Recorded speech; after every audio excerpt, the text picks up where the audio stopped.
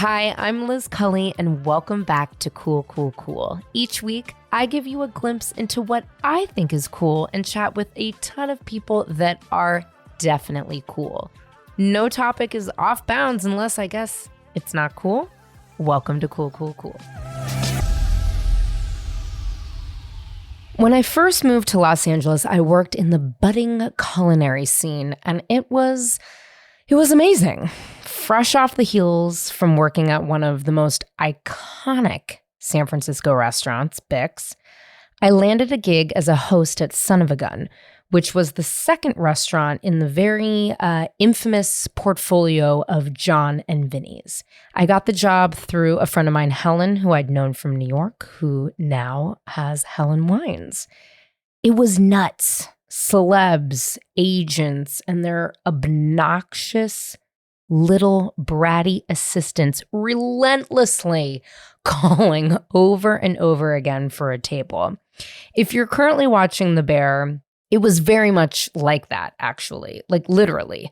I feel so nostalgic watching the show because it really brings me back to that time.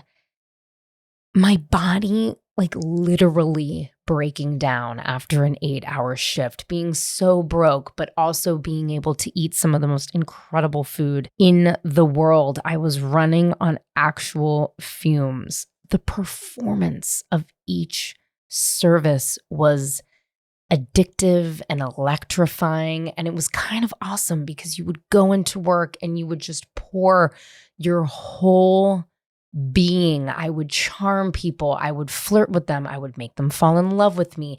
I would give them the best night of their life. And then when it was over, it was over. It was done and I was dead. And then I'd go out and I'd drink and I'd fall asleep and I'd wake up and do it all again. I loved it until I didn't, quite frankly. You're like over these stupid fucking celebrities. Like, how many times can you watch Gwyneth Paltrow eat a fried chicken sandwich and fries and be nice to you and like still give a shit? I was over it. I was over them. I was over their agents. I was over their assistants asking for an 8-top on a Friday at 8 p.m. I was done with the chefs who gave so much of a fuck if a Santa Barbara spot prawn didn't come in time and they had to fucking sub it for something else. I was over it, but I do miss it sometimes. When I moved to LA, there was also this like really fun chefy culture, foodie culture that I was all of the sudden involved in. I met some incredible friends.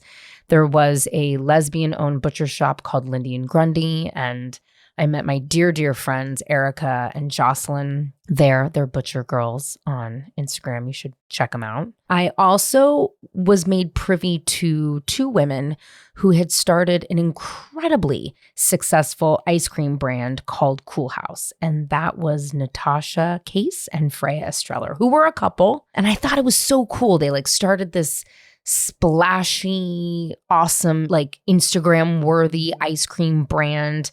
At 25 years old, they were a couple. They just seemed so cool. They had like a Jell-O shot company at one point. And I didn't meet them at the time when I was working in restaurants, but our paths eventually did cross. I think it was like 6 years ago. The pandemic. I don't know, things get lost. But Rachel and I were invited to one of her friends from grad school's house for a dinner party. And I remember walking in to their garden and clocking Natasha and Freya immediately. And I was like, oh my God, it's the Cool Haus girls. Like, fuck, I need to like impress them. And I'm like, need them to know what a nerd I am for ice cream. And we have so many friends in common. It didn't take long. I don't remember specifically, but I don't think it took me too long to start nerding out with them and begging me to be their friend. Lucky for me, I have been honored and privileged to be friends with Natasha and Freya ever since. It's been amazing to watch their families grow, their relationship grow, their portfolio of businesses grow. They're like doing the fucking thing, you know? And today I'm talking with Natasha, who after selling Cool Haus turned legit on a dime during the pandemic and started yet another consumer packaged goods and food startup called Lunch Bunch, which is pretty impressive. And also during the pandemic, which is incredible. Natasha and I talk about how she juggles multiple kids, she juggles multiple businesses, and she also now juggles in a very incredible way. Not only a relationship with her wife, but also with her girlfriend, Sarah, who, spoiler alert, I love you, Sarah. I hope you listen to this, but she's incredible and also comes from the craft cocktail food service world as well. I would consider you at this point a serial entrepreneur, a serial founder. Yeah, I think so. Future Gin also. Well, Lunch Bunch, Future Gin, Cool Haus. Am I missing anything? You could. The sign of a serial entrepreneur is you could be, and I would forget almost because there's so much going on. Wow. What is that? I mean, serial entrepreneur has such an interesting connotation. For me, I think coming from San Francisco and thinking about it, I always kind of have this tech lens, but I love that you're like the serial CPG queen. I'll take it. Do you just love CPG and food? I mean, you must. Like, this is your lane. This is your, you've got booze, kids' lunches, and ice cream. Yeah. It's not a pretty big range. Yeah. Pretty big range. I will say the kids' lunches, we've taken it totally B2B. So we're just doing school lunches, like where we really partner with the school to, provide for as many of the kids as possible.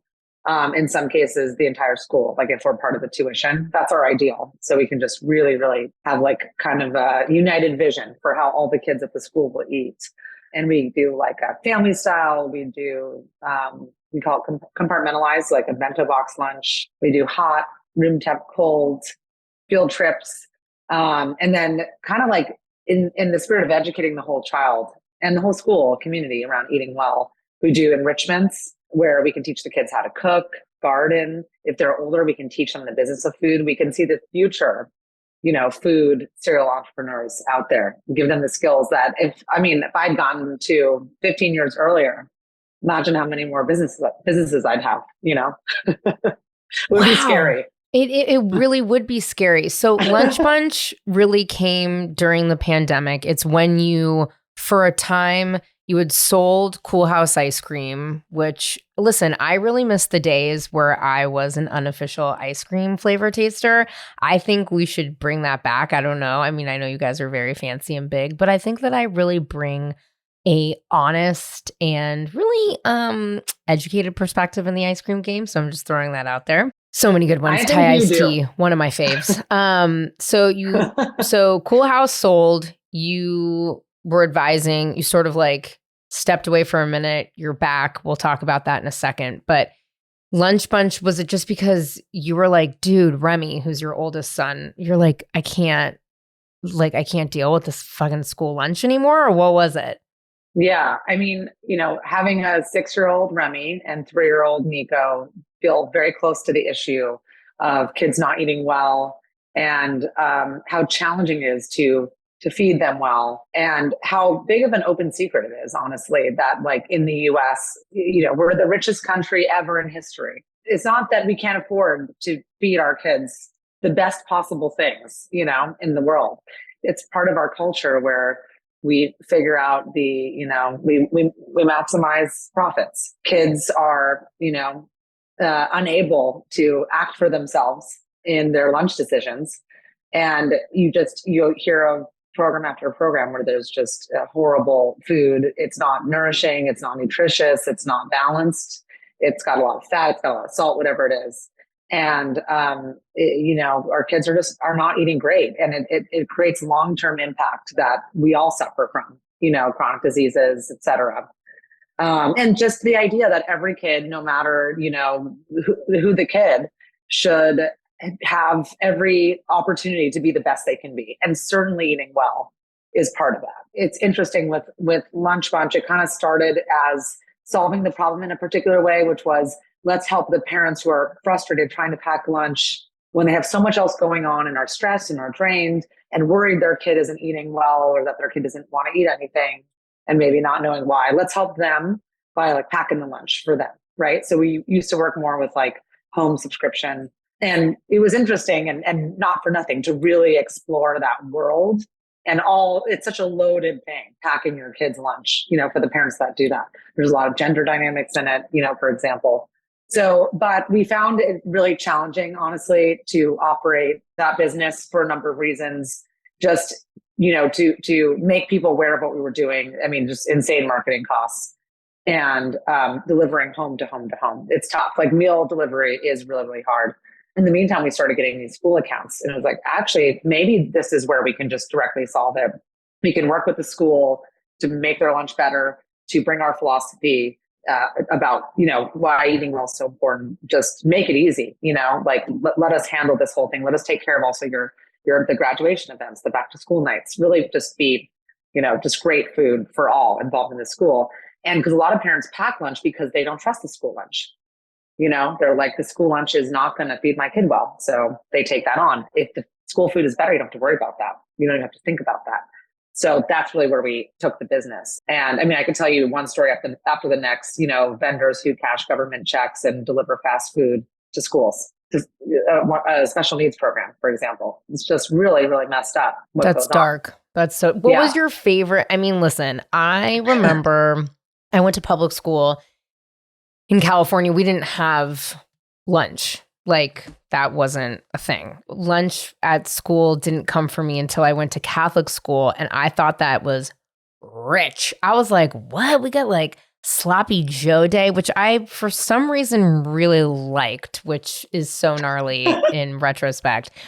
Pizza day, it was just such a like, and then just like in that line, getting just like slopped food handed down. It was really, I don't have any fond memories particularly of it, but I do. The only thing I really always remember that I liked was Sloppy Joe Day. Did you ever have a day that you liked at school lunch?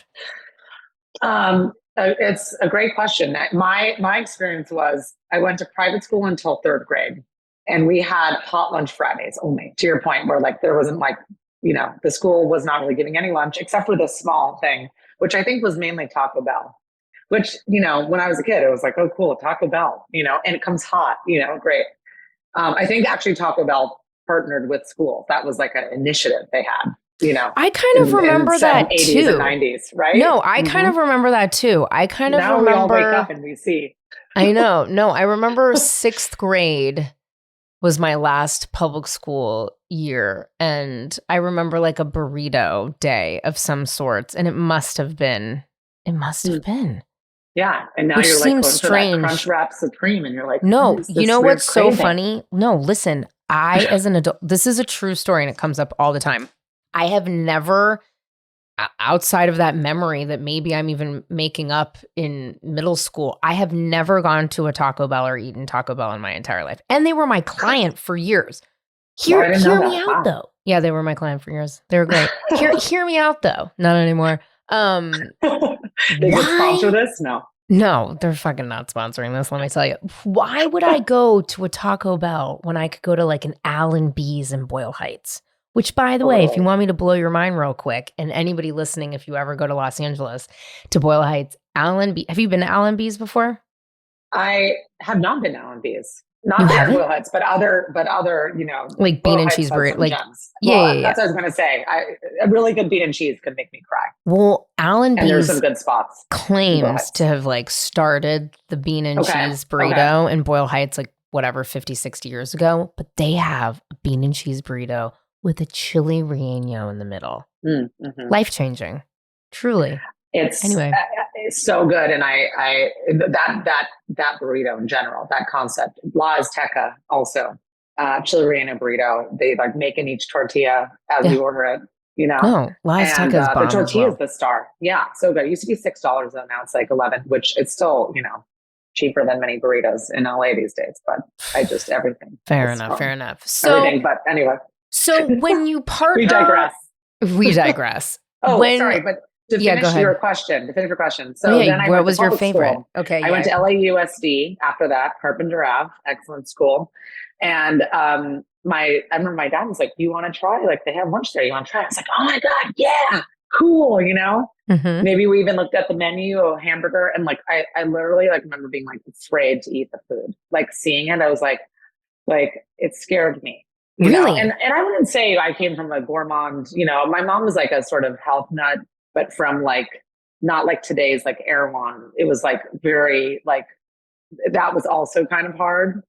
So I wasn't like coming from this place of like, wow, I eat so great. It was like, but I was scared to eat it. So I went back to my dad packing me lunch. And that stuck with me. That really, really did. And then even ended up going to fancy high school, Harvard Westlake. Cannot say the food was anything to Really? write home about. I mean, what was my favorite? The soft serve, of course, you're like 15 years old, but Oh I my didn't like God. eat, So it spans like this thing about how we eat it. It's worse in public schools generally. And depending on, the community where there's insane food deserts in LA, it will blow your mind to like, kids who are 15 who are like, what is this from Lunch Bunch? And oh, it's a blueberry. Oh, they've never seen a blueberry.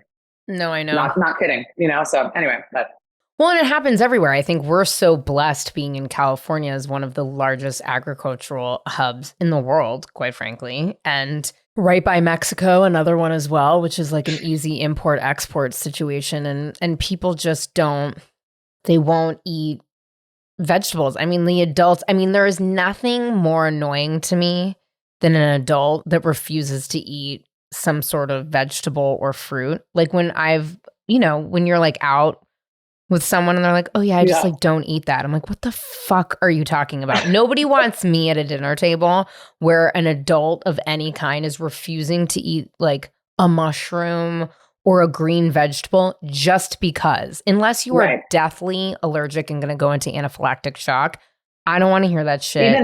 Even then, try it.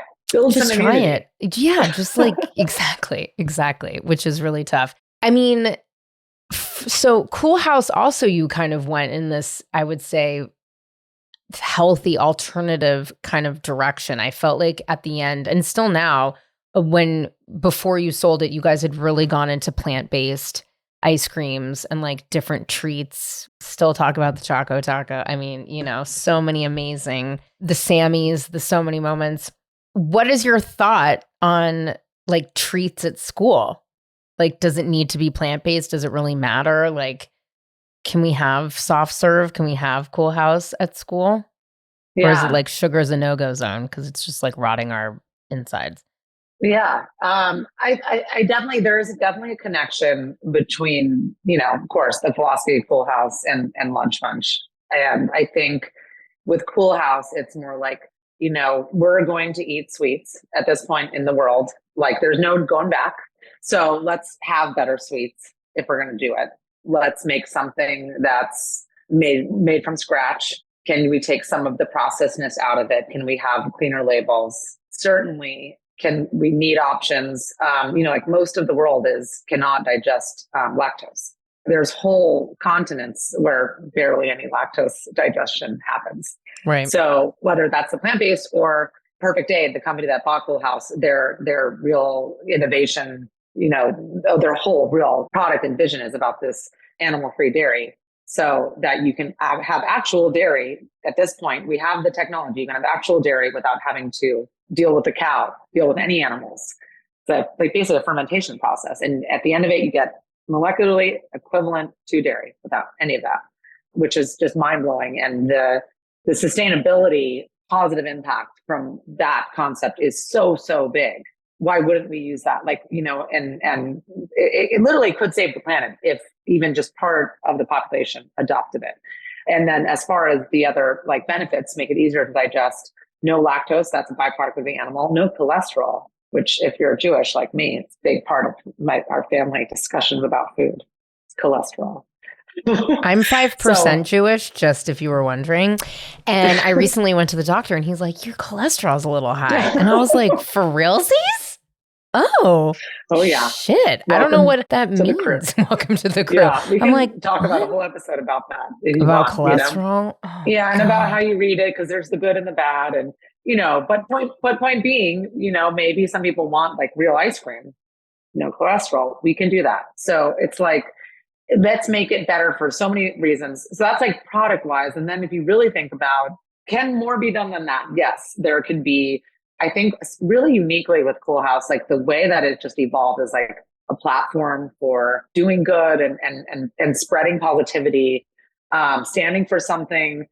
Even just, for Fran and I being open, being out from pretty early on when we were building the company and working with and in the LGBTQIA plus, always a lot to rattle off, community. I think that just became such a big piece of the brand. Like it's really truly more than just ice cream. I think the ice cream is almost like a canvas for all this other great stuff, all this progress, or help with progress, creativity. So, and that, it's definitely the Love Out Loud Sammy, the one we made for Pride, which I think is pretty delish. I hope that you enjoyed it.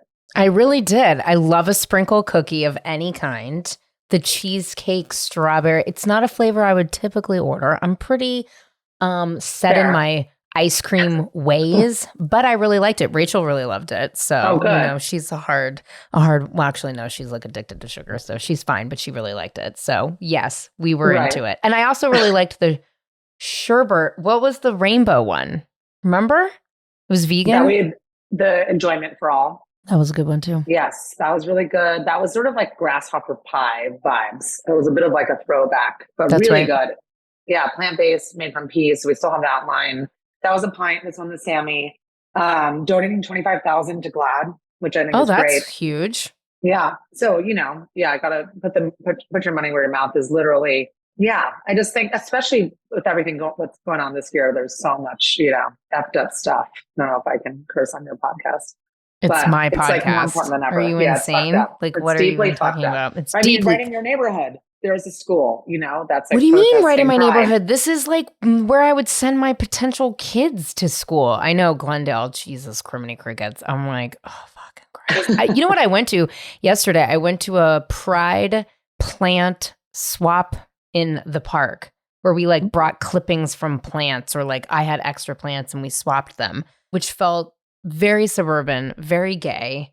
I was going to say, very lesbian, especially. It really was. It really, really was. Yeah. You mentioned, how you and Freya, who is your co-founder in Cool House, also your wife. Co-founder of my family. Co-founder of your family. One of my most favorite people, really, truly of all time, actually. Freya really makes me laugh all the time. You guys were out, you were women on the original, or still on the Cool House labels. It says very prominently women founded, which I always think was really cool that you guys led with that. You've been on my favorite show on the planet, Chopped, which I watched last night to lull me to sleep. I am like not going to ever stop with my quest to, I think I really don't want to be on Chopped anymore. I talked about it with Tiffany. You know Tiffany Faison, don't you? Yeah. Do you know Tiffany? We talked about it. She was on the podcast. I was really going through like what I would do, how I would strategize. I've moved away. I think I would just be a very good guest judge like you were. I don't know. I'm not You'd be a great guest judge. You don't want to be on it. You want to judge it. Let me tell you, in general, you want to judge. I don't want to compete for that. I mean, I'm not a chef also.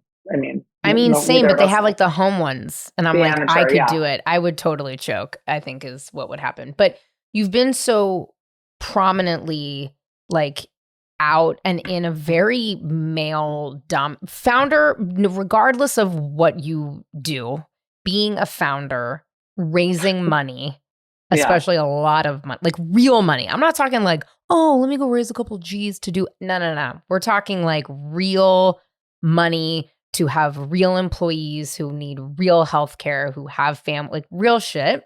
With trucks all over the country, is a hard thing to do. And you've been on tons of panels, you've been on TV shows, like you've really done the thing, and you've really been authentically yourself and shown up in so many different ways. Future Gin, which you and Freya started with your friend Amy Atwood, who's Where is Amy? I haven't seen Amy in a hot minute. Where the fuck is Amy at? Anyway, Amy They Atwood. travel a lot, but yeah, Oh, does we Amy got to all travel? catch up. That makes Yeah. sense. Yeah.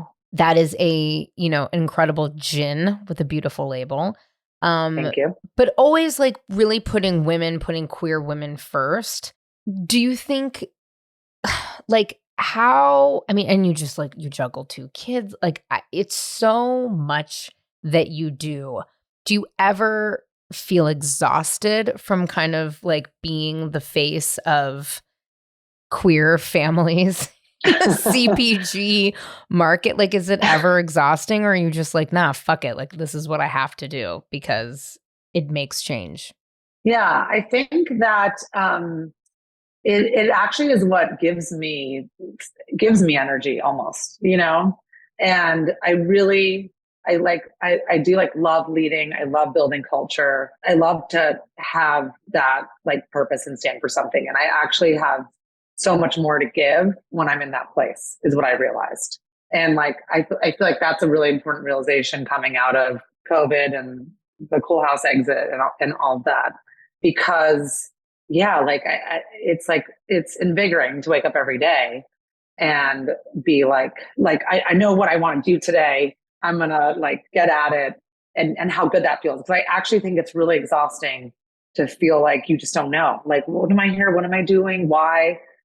I think that's harder. Not saying that, obviously then for everyone, it wouldn't make sense to have my version of that be theirs. We all have our version of that.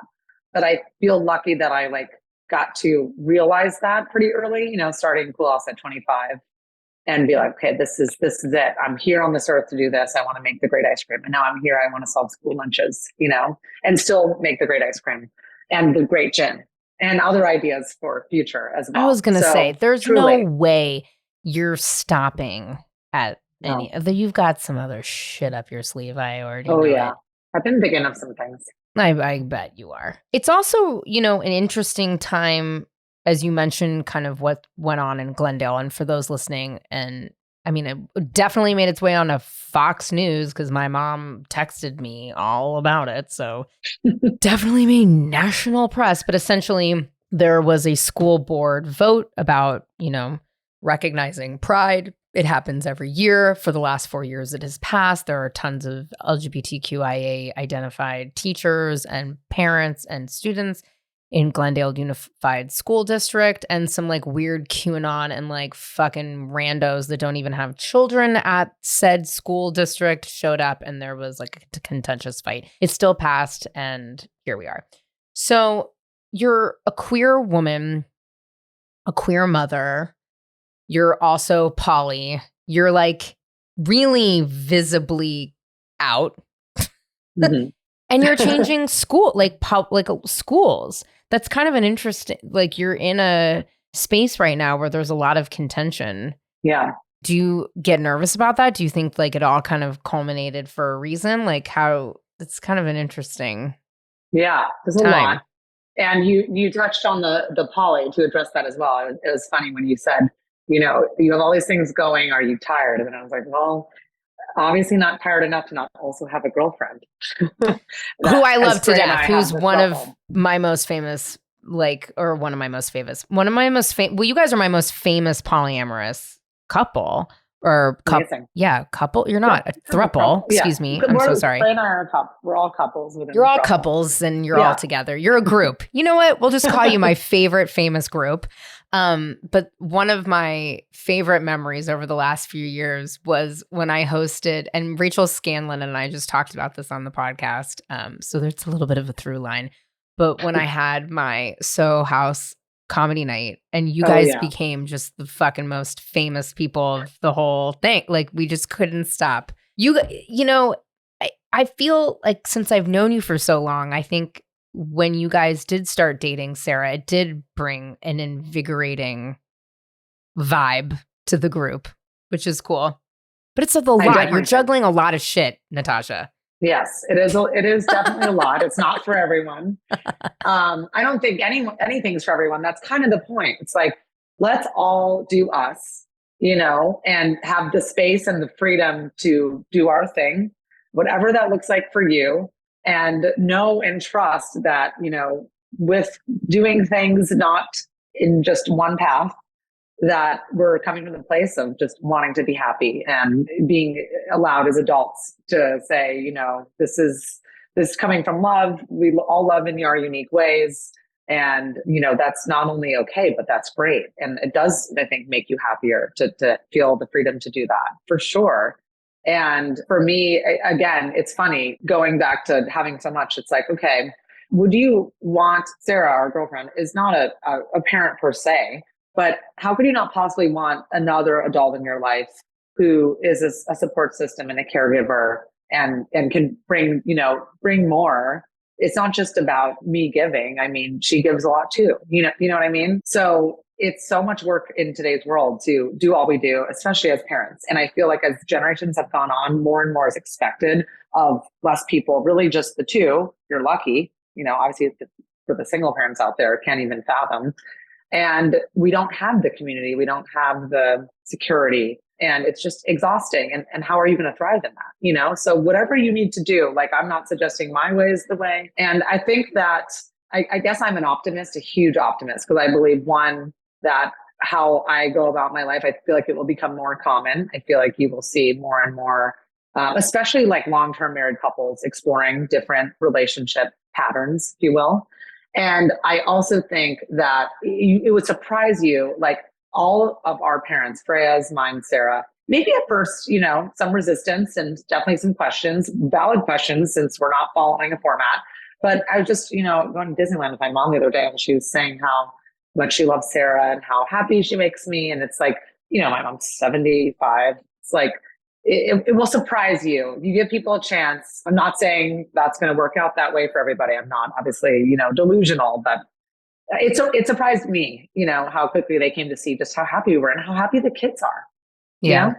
Where do you think you get your confidence to do such bold things in such a conventional world? Yeah, I don't know exactly. It's funny. My dad, he will sometimes say, and did say about this, but other things too, like, this is, out of the box, even for you. And, I get it. I don't know, just always, I think I am lucky to have, like, the feeling of security, growing up, just feeling like, I don't know, just was in there. I felt like, things that I want to do, I've got the support, which when you're a kid is more like, I want to do drawing, I want to play the sport, whatever. And I don't know, just not having a lot of fear around it, I guess. Not having a lot of fear, not spending a lot of time with the anxiety around it, I guess. What the downside looks like. Even if that's just blocking it out sometimes, maybe. I don't know. I know. I went to this, like, oh my God, Natasha. I went to this, like, I don't know how I got invited to this. You know me, I say yes if I can, even though I feel like I can't because I'm tired all the time and I don't have any children. Ooh, and haven't started a business. Ooh. But I went to this influencery dinner thing and I looked at, I was like, Rachel, I'm so nervous. Like, I don't know if I want to go. It's like Kardashian vibes kind of shit. Right. I'm like, I don't know. Like, this isn't really my vibe. And I was like, what if I go and everyone's mean to me? And she's like, then what? I was like, well, I guess I would try to make them like me. She's like, okay. And if they still don't like you, what are you going to do? I was like, I guess I'll just leave. She's like, yeah, there you go. You know what I mean? I'm like, oh yeah. Therapist at work. I know, therapist at work. But yeah, no, I think it's kind of, She's like, here's your bill. Oh my, no, fuck that. I give her a bill. I just kidding. No, I'm sure. Goes both ways. But I think there's this age-old notion that's really breaking down, thank God, that you can't have it all or you can't do it all and you can't evolve and you can't change, especially as a woman and especially as a parent, especially, yeah, like I think you're like, okay, like I can have a kid, but I can't also run a business or I can't evolve my current relationship. What advice would you give to somebody who feels that way? Since you clearly did not follow the rules and stay in that box at all. Yeah, I think part of where that comes from, look, I mean, it's never obviously going to be perfect. There's always going to be challenges, obstacles. But I think part of where that comes from is like the way that we have told ourselves we can operate. There are limits to that, and not everyone is going to fit in this mold. So maybe if you just think about like, what actually, how do I want to set my life up? What do I really need? And even just as an exercise, throw out all convention. And let me just think about that. And then what could I have, or what would that free me up to do or not do? Or would that just be about time for yourself that's going to let you show up differently for your kids, for example? You know what I mean? Like Frey and I are pretty big believers in like, we need the adult time and we need to do our thing. And actually we're better moms because of that. Not like you don't spend every second with your kids, you're not an absentee mom. So I do think that if nothing else, as an exercise, I think that there's more for us to have. There's more out there for all of us when we can like break from a lot of the ways we're told things have to be done. Do you identify at all with like, I'm like trying to use my words really carefully. I got in trouble once. You'd be surprised by this. Where it was like peak pandemic and we had ravioli and these fucking guys moved in across the street. You probably remember this because Freya was pregnant with Nico and I think ravioli was there and you came over to the old apartment and our dog just wouldn't shut the fuck up. Yeah, because those guys had moved in. The horrible chicken. Yeah, that wasn't good. And Rachel was like, "Oh my God, Liz, you guys made me nervous. I tried something." But you didn't unpack why you were nervous. Yeah, because you guys are like food people. I know. I don't know. Anyway, but ravioli kept barking. Anyway, I said on a fucking show or podcast that I thought sometimes raising like a dog was as hard, if not harder than kids, because it's just more nuanced. Listen, I've never not heard the fucking end of it. So I say this all here. So I'm trying to choose my words carefully here. But I find, given that I have a lot of friends who identify as women, who have children, they kind of have fallen into this like, girl mom, boy mom, like mommy wine time, like mom culture on the internet. Do you identify at all with that? Or are you kind of like, yeah, I can see, like how do you feel about that kind of internet-y mommy culture vibe? I don't think I do with a lot of it. There is an element of, I think, being gay that does make it different. Because I think that there is a piece, I'm sure I could get into just as much trouble as you very easily, but there is a piece where like, I do think more of our like friends who identify as straight, there is a culture around dealing with a lot of their husbands or how their escape time or how their mommy time feels and is. And I do think it is different for two moms, first of all. So I don't as much, it doesn't really do it for me. I do love being a mom. Like, I think that culture that you described is a particular thing. I do love being a mom and I'm very into that. We make a lot of jokes about being moms and how we can't remember anything. And some of the outfits we put on, Freya loves to say, like, I put on an outfit because Freya carried both of the babies, as you know. And I'll put it on and she's like, I love it. It says, I'm a mom who didn't give birth. Fucking Freya. I swear to God.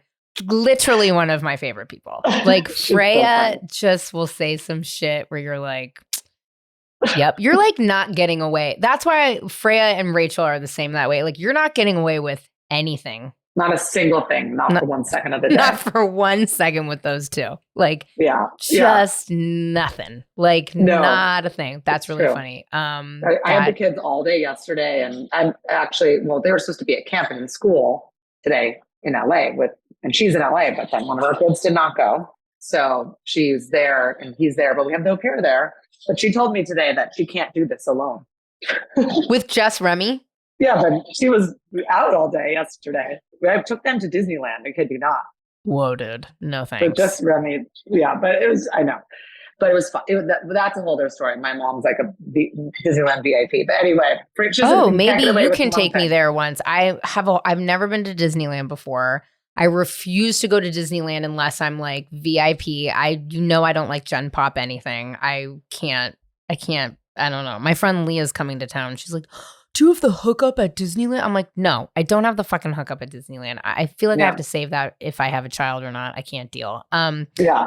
No, there is. Yeah. Yeah. I mean, listen, I often laugh to myself about Remy's magic and basketball party. What was that? 3 years old? 2 years old? Yeah, was it that second, was third? 2, I think. The Magic Johnson magic show. I think that was 2. That was 2. Well, I would. One was Moana, and 5 was Moana. Oh my god! So it's that was just, like a tiki, like whole luau type thing. Into it.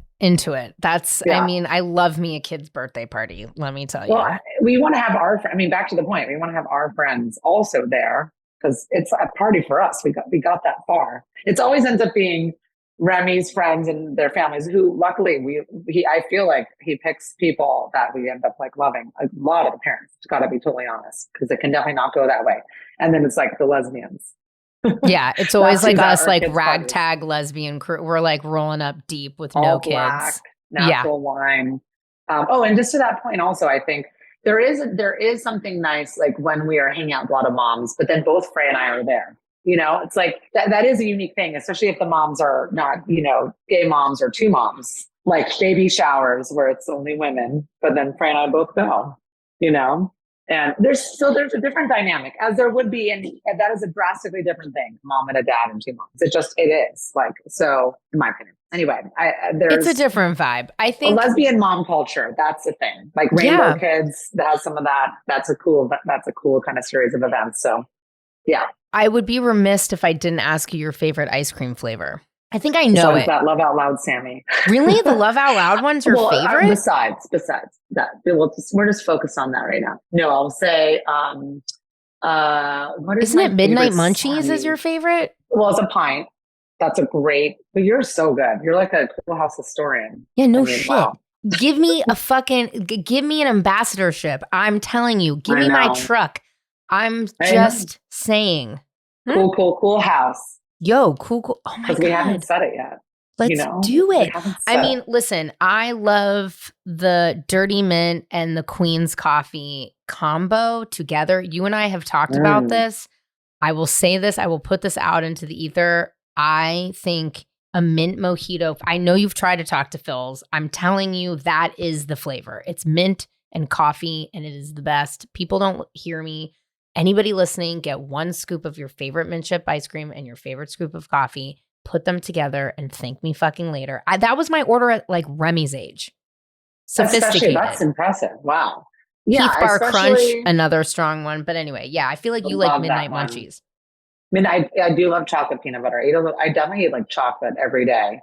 I love where you're going with that, especially because the mint leaves that we have in the mint are so fresh, like how they do it. But I'm like, what would I reach for if I could what would I reach for most often? Honestly, chocolate chip vanilla or the chocolate chip cookie dough at Sammy. Just like this, at the end of the day. And I love the minis. We do the minis in the 3-pack now. And that's really good because it is hard to not eat the whole thing of the bigger Sammys. So just you get your exactly half size. It's great, but you have 3 of them. So then you got to stop after 1. Sometimes you don't. But I do love that chocolate chip vanilla, that Tahitian vanilla bean. It's delicious. What's an ice cream flavor? Do you get to still, as the chief awesome officer, so you did a tour away, now you're back in the folds of Cool House, which we love, you're back. Are you going to be creating more flavors, or are you guys just focused? Because you have so many flavors, you have sandwiches, you have cones, you have so many things. Yeah. I think they call them novelties. If you go into the aisle, it'll say novelties, and that's where they are. Are you making any more or the recipe development is done? I love, by the way, the novelty shout out. I feel like I've introduced that word to so many people, like not, getting their W-2 from an ice cream company. Someone actually working at the I think, another podcast. Oh, Second Life. Hillary Kirk. She was like, novelties. It was like, novelty. Anyway, but I was going to say that with animal-free dairy, there's some new flavors coming out that I'm really excited about. That will be probably like the next launch of newness for the Cool House lovers. It's some really, really good stuff there. We were making in Asia because now Cool House is in Hong Kong, Singapore. What? Coming elsewhere. Yeah, doing really well, blowing up out there. It's actually one of those mind-blowing things as a founder. You look at like there's a Singapore, there's a Hong Kong Cool House Instagram page, and you're just like, whoa, That's tight. I'm like, wow, that's like, it's a whole world of Cool House in a totally, totally different country that I've not set foot in either yet. But they did like a boba hojicha tea. Really, really good flavor that really kind of took over. So I think there's some interest in, playing with some of the ones that we launched in Asia. Yeah. So we were looking, of course, the ube. We've had that Halo My Name Is, which is a play on the Filipino halo halo. So I'm hoping to see some of those flavors make their way to U.S. shelves, freezer aisle. Well, I know you've worked with some amazing recipe developers, some who I know. I would just like to put my hat in the ring one more time. This is all a job interview, actually. That's what this was. I really admire Natasha, and I appreciate how thoughtful and smart, open, and honest she was talking to me today. I asked her where she gets the courage to do so many things and to start so many companies and to follow her heart, because honestly, I also feel like I'm constantly looking for the courage to push myself into the unknown. I think we all get so paralyzed by failure, by what happens, like what happens if they don't like me? What happens if they don't buy it? What happens if they don't listen? What happens if they don't like, subscribe, and give 5 stars? By the way, please write me a review if you're listening to this. It really fucking matters. And it took me a long time to put this podcast together because I was scared nobody would listen. And I try not to look at the listens and the downloads because it fucks with me, And I really admire how Natasha just goes for it, While I don't currently have a need for Lunch Bunch in my life, and hopefully, though, I will, and hopefully you might also come across Lunch Bunch. I will say this, Cool House is delicious. I highly recommend you go and get one of the ice cream sandwiches or the cones. People love the churro flavor. That's Rachel's favorite. She also likes the Midnight Munchies, which is like chocolate, pretzels, peanut butter. I like Dirty Mint. 10 out of 10, recommend. And also, if you're looking for a fabulous Negroni or gin martini, Future Gin is awesome. We didn't talk too much about it. That's really Freya's baby. But it's an incredible brand. I love supporting women. They walk the walk, they talk the talk. These women are really doing the damn thing. So yeah,